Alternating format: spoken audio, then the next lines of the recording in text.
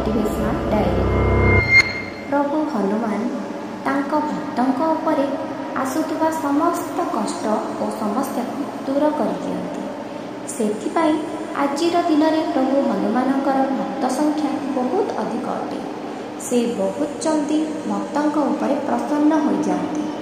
तांको पूजा पाठरे विशेष किछि करने को पड़ न था। भक्त माने केवल तांकर शरण को चलीगले सबु समस्या दूर हो जाए। भगवान हनुमान भक्तों उपरे समस्त देवी देवता विशेष कृपा रही। जदि आपण भगवान हनुमान भक्त अटंती आउ जदि कहीं मनस्कामना पाए तांकर आराधना करुछंती तेबे ध्यान रखंतु जे सही हिसाब रे पवनसुतंकर प्रतिमा एवं तांकर स्थापना करिवार दिगत हेबा आवश्यक। ज्योतिष शास्त्र अनुसार जदि किछि जिनिसर जत्न निया जाए तेबे इच्छा शीघ्र पूरण हुए। तो जेकोसी कार्य होना कहीं निश्चय पूरण हो। असंभव कार्य गोटे राति रे संभव हो। निजे घरे परीक्षा करी देखंतु एवं एही मंत्र को 5 मिनिट सुनंतु। जहाँ भी आपणकर इच्छा थिबो एही मंत्रटी को 5 मिनिट सुनिबा मात्रे से सब इच्छा पूरण हो। तो यही मंत्रटी को आपण 5 मिनिट शुणु।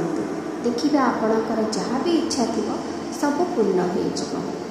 तो मंत्रटी है ओम हं हनुमते श्री वज्रदेहाय मारुतिनंदनाय रामभक्ताय वायुपुत्राय नमस्तुते। ओम हं हनुमते श्री वज्रदेहाय मारुतिनंदनाय रामभक्ताय वायुपुत्राय नमस्तुते।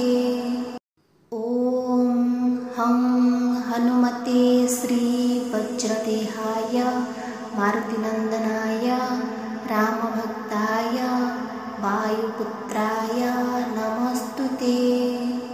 ओम हं हनुमते श्री वज्रदेहाय मारुतिनंदनाय रामभक्ताय वायुपुत्राय नमस्तुते।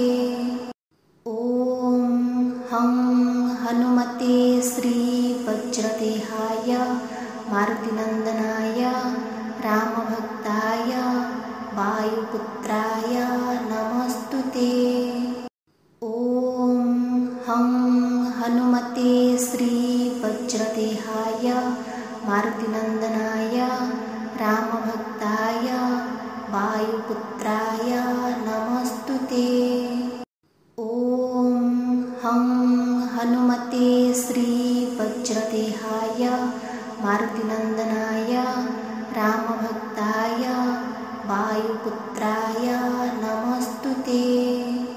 ओम हं हनुमते श्री वज्रदेहाय मारुतिनंदनाय रामभक्ताय वायुपुत्राय नमस्तुते। ओम हं हनुमते श्री वज्रदेहाय मारुतिनंदनाय रामभक्ताय वायुपुत्राय नमस्तुते। ओम हं हनुमते श्री वज्रदेहाय मारुतिनंदनाय रामभक्ताय वायुपुत्राय नमस्तुते। ओम हं हनुमते श्री वज्रदेहाय मारुतिनंदनाय रामभक्ताय वायुपुत्राय नमस्तुते। ओम हं हनुमते श्री वज्रदेहाय मारुतिनंदनाय रामभक्ताय वायुपुत्राय नमस्तुते।